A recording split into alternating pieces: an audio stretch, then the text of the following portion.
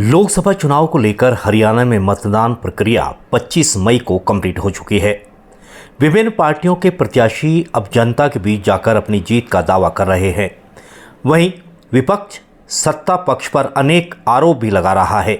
इसी कड़ी में भिवानी महेंद्रगढ़ लोकसभा क्षेत्र से कांग्रेस प्रत्याशी राव दान सिंह ने नारनौल में पत्रकारों से बातचीत करते हुए अपनी 1 लाख वोटों से भी अधिक से जीत का दावा किया है। साथ ही सरकार बनने पर विभिन्न योजनाओं को बंद करने और अनेक योजनाओं को शुरू करने का दावा भी किया। महेंद्रगढ़ भिवानी लोकसभा क्षेत्र से कांग्रेस प्रत्याशी राव दान सिंह ने नारनौल में पत्रकारों से बातचीत करते हुए दावा किया है कि उनकी जीत 1 लाख वोटों से भी अधिक से होगी। उन्होंने कहा कि कांग्रेस की सरकार बनने पर सबसे पहले बेरोजगारी को खत्म किया जाएगा। देश में सबसे बड़ा मुद्दा बेरोजगारी का है और हरियाणा में भी सबसे अधिक बेरोजगार हैं। इसी कारण से भाजपा के प्रति लोगों में रोष था, जिसके कारण लोग भाजपा से नाराज हुए। भाजपा न ही तो किसानों के पक्ष में है और न ही जवान के, क्योंकि अग्निवीर योजना ने आज के युवाओं को 4 साल का सैनिक बनाकर छोड़ दिया है। उन्होंने कहा कि फौज में हर 10वां सैनिक हरियाणा से है और भाजपा द्वारा चलाई गई अग्निवीर योजना को तुरंत बंद किया जाएगा। उन्होंने कहा कि अग्निवीर योजना बंद करने के बाद नए सिरे से पुरानी तर्ज पर फौज की भर्ती शुरू की जाएगी। उन्होंने मौजूदा भाजपा सरकार पर आरोप लगाते हुए कहा कि इस सरकार में बेरोजगारी का बुरा हाल है। की बात नहीं कर रहा मैं, कोई कैंप के एंटी की बात ही नहीं थी। कोई जब सर्व मतदाता हमारे साथ थे, सारे युवा साथ थे, तो उसमें एंटी का कोई चक्कर ही नहीं था। एंटी बीजेपी हमारे साथ थे, जो भी एंटी बीजेपी थे वो सब हमारे साथ थे। किसी नेता ने नहीं लड़ा, इसलिए परिणाम भी जनता देगी। अच्छा, जनता जाती है, परिणाम वहीं आता है। मैं समझता एक मिनिमम पैमाना आपको दे दिया, उससे ऊपर कितनी होगी वो अब उस दिन 4 तारीख को बता देंगे। 1 लाख प्लस की जीत है। 1 प्लस की जीत है। सबसे बड़े मुद्दे जो है ना, हमारे मुद्दे हैं वैसे तो बहुत सारे, लेकिन सबसे बड़ा है बेरोजगारी। हिंदुस्तान दुनिया का सबसे ज़्यादा जनसंख्या वाला देश है और इस देश में सबसे बड़ी संख्या युवाओं की है और युवाओं की सबसे बड़ी बेकारी और बेरोजगारी हरियाणा के अंदर है, जो पहले कभी नहीं देखी गई। वो जो एक गुस्सा लोगों में था, एक तरह से निराशा जो युवाओं के अंदर थी, वो सबसे बड़ा कारण रहा। दूसरा रहा अग्निवीर। ये इलाका जवान और किसान का रहा है। यहाँ किसान की हालत तो क्या थी, ये दिल्ली में दिखा दिया। जवान की हालत आपने अग्निवीर में बता दी। तो आप कौन सी जगह रखी थी भारतीय जनता पार्टी के लिए मत अधिकार के पाने के लिए? उन्होंने कहा कि हमारे किसी का काम में नहीं आएगी भारतीय जनता पार्टी, क्योंकि इनकी मानसिकता ही हमारे लोगों के खिलाफ है। न किसान के हक में है, 3 काले कानून पास करके दिखा दिया, न जवान के हक में अग्निवीर जैसी योजना दे दी। आप जब देखते हैं ना शहीदी का जो ओबिचुरी रेफरेंस भी विधानसभा में देखते हैं, उसके अंदर भी इस हरियाणा से आपको मैं बताता हूँ, जो जितने भी लोग शहादत पे जाते हैं उनका बहुत बड़ा चंक हरियाणा से होता है। इसका मतलब तो ये लोगों की हर 10वां आदमी हिंदुस्तान के अंदर फौजी हरियाणा का है। आपने उसको ले जाके अग्निवीर में टिका दिया। 4 साल की आपने योजना दे दी, 4 साल में भी 75% को आप वापस भेज देंगे, तो वो जील, वो जज्बा कैसे रह पाएगा फौज के अंदर? के बाद भी आपका मार्जिन बढ़ता जाता है। भिवानी में मार्जिन आपका 50,000 हो गया, नारनौल में 1 लाख।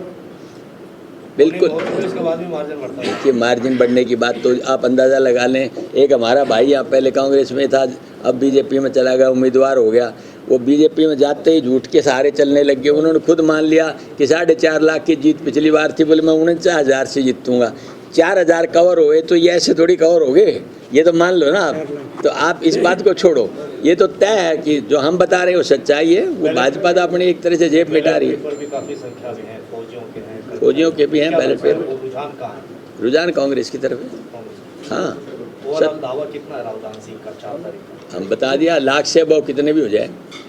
हाँ, आपको जीत मिलती है। योजनाएं क्या लेके चल रहे हैं? योजना सबसे बड़ी योजना तो हमारे पहले घोषणा पत्र में दी हुई है कि हम सबसे पहले बेरोजगारी से लड़ना चाहते हैं और अग्निवीर जैसी योजना को अगर हमारी सरकार आ जाती है, जैसे हालात बने हुए हैं देश के अंदर बदलाव के, सबसे पहले हमारे राहुल जी आए थे उस रैली के अंदर, उन्होंने कहा था कि हम अग्निवीर योजना को एक तरफ उठा के रख देंगे और पुरानी फौज की भर्ती उसको नए तरीके से हम शुरुआत करेंगे, ताकि हमारे युवाओं में जो फौज में जाने का एक गरिमा पूर्ण तरीके से भर्ती होने का रहता था, उस जज्बे के साथ जाने का प्रयास करेंगे। एक लास्ट मेरा कि लोकसभा चुनाव का असर विधानसभा में कितना होगा कांग्रेस की? देखिए, मैं समझता हूँ कि लोकसभा चुनाव का असर तो रहता है, इसमें कोई दो राय नहीं, और पॉजिटिव रहेगा, बहुत पॉजिटिव। अगली सरकार आपकी निश्चित तौर पे कांग्रेस की होगी, जो भूपेंद्र सिंह हुड्डा के नेतृत्व में, बनाने देगा। हाँ होगी तय। हमारा लाइफ पार्टनर भी चुनाव जीत रहा है, हालात बदले हुए हैं। अगर आप जीतते हैं तो क्या सेंटर में मंत्री बनेंगे? सरकार बनेगी तो ये प्रेरोगेटिव मेरा नहीं है मंत्री बनने का, ये पार्टी का फैसला होता है। जो पार्टी फैसला करेगी, हम फैसले को, पहले भी अनुशासित सिपाही रहे हैं, आज भी अनुशासित सिपाही हैं। जो पार्टी फैसला करेगी हम वो काम करेंगे, वरना जनता ने जो जनादेश दिया है उसकी पूर्ति करने के लिए उसके हमेशा डिस्पोजल पर रहेंगे कि हम अपने क्षेत्र के लिए, अपने भाइयों के लिए, नौजवान साथियों के लिए क्या कर सकते हैं उसका प्रयास करेंगे। आप विधायक लंबे समय से महेंद्रगढ़ विधानसभा से, हरियाणा में भाजपा की सरकार, क्या आप महेंद्रगढ़ की अनदेखी नहीं कीजिए? नहीं रहेगी, अनदेखी नहीं रहने देंगे ना। ये तो 3 महीने की भी नहीं है यहाँ सरकार तो। आपके विधायक रहते हुए बीजेपी ने आपके क्षेत्र की अनदेखी की? हाँ, उसमें की, बिल्कुल की।